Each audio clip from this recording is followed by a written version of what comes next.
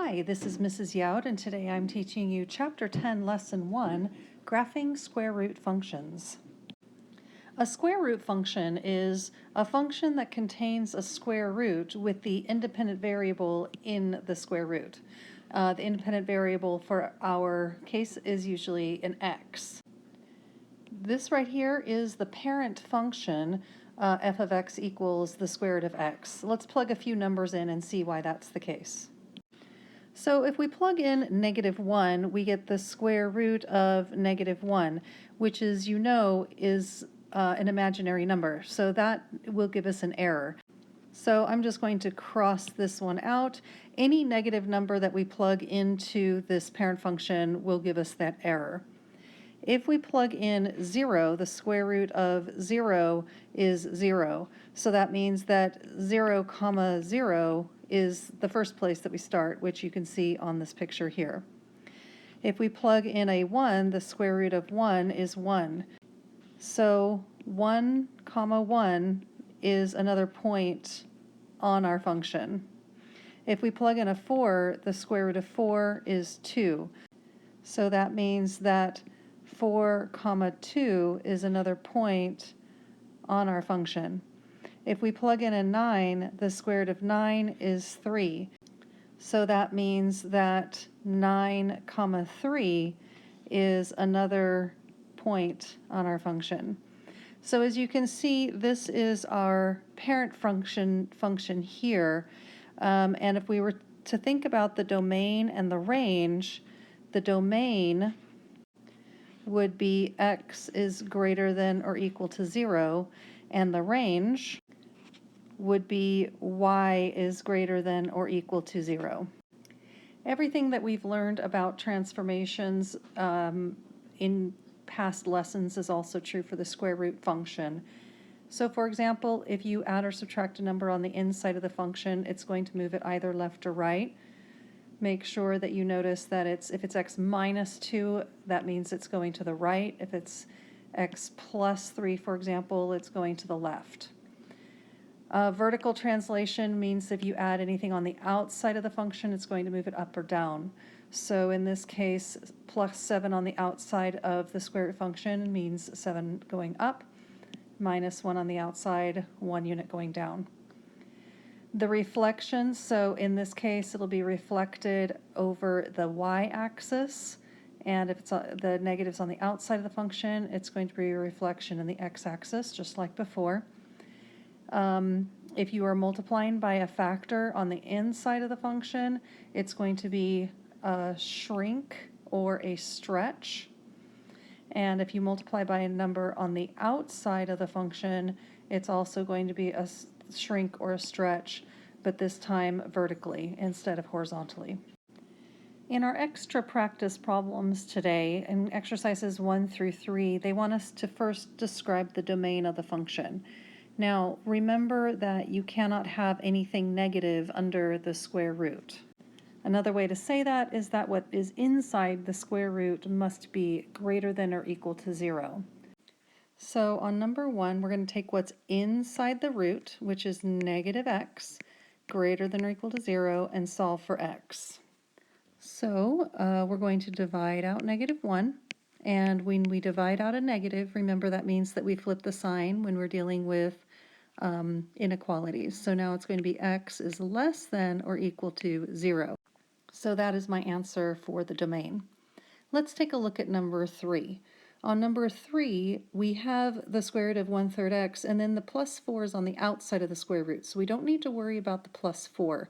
Once again, all that we need to be concerned about is what is inside the square root. So I'm going to take what's inside the square root and set it greater than or equal to 0.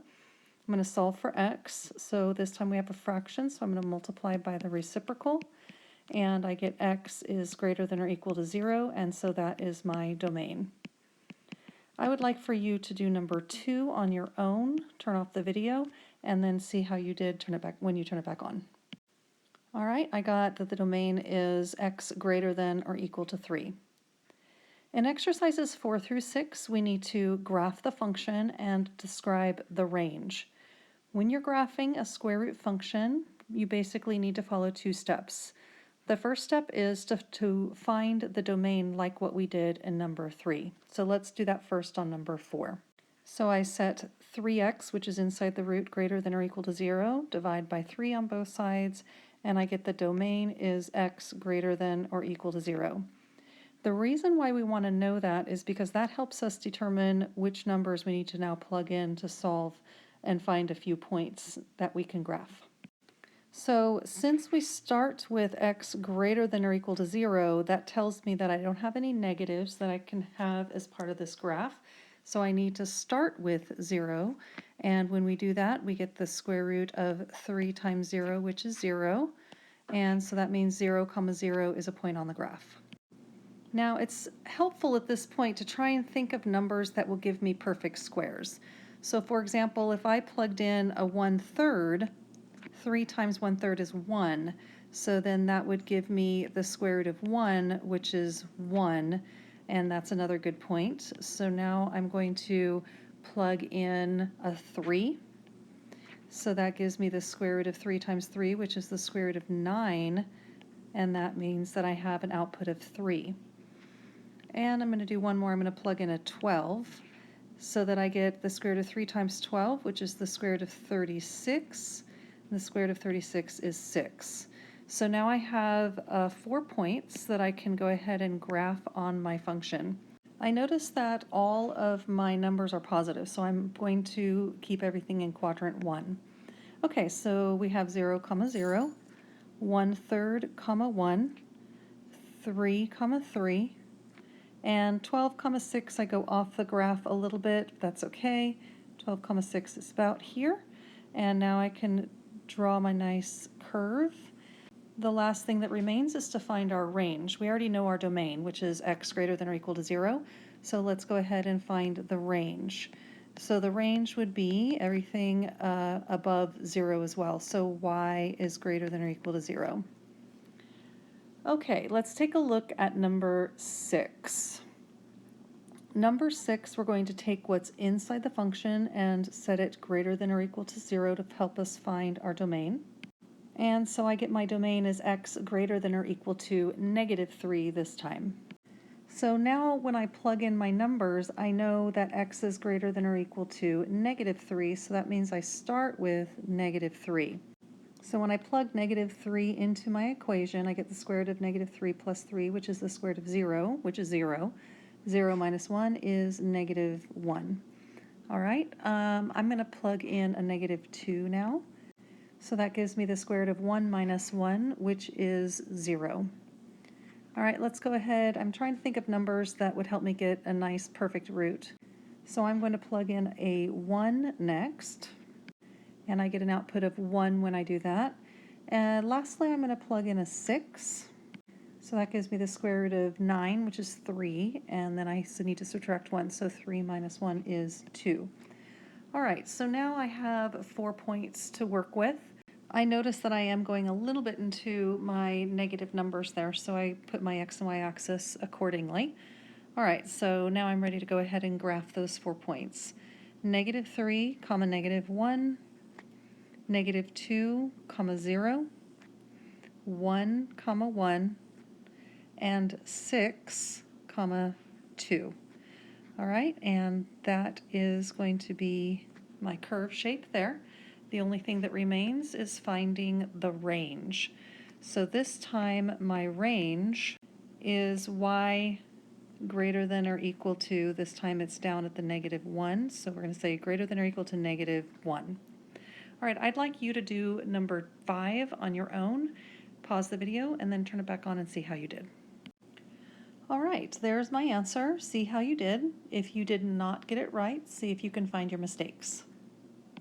In exercises 7 through 9, we need to graph the function again, but this time we're going to compare the graph to the parent function, f of x equals the square root of x. So we're going to follow the same thing that we did before. We're going to first take what's inside the root and set it greater than or equal to 0 to help us find our domain.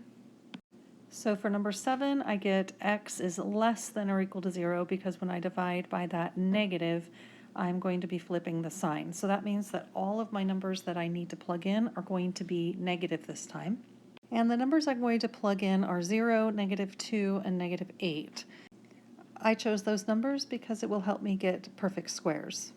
So when I plug in 0, -1/2 multiplied by 0 is 0, so that's the square root of 0, which is 0. When I plug in -2, -1/2 times -2 is +1, so the square root of +1 is 1.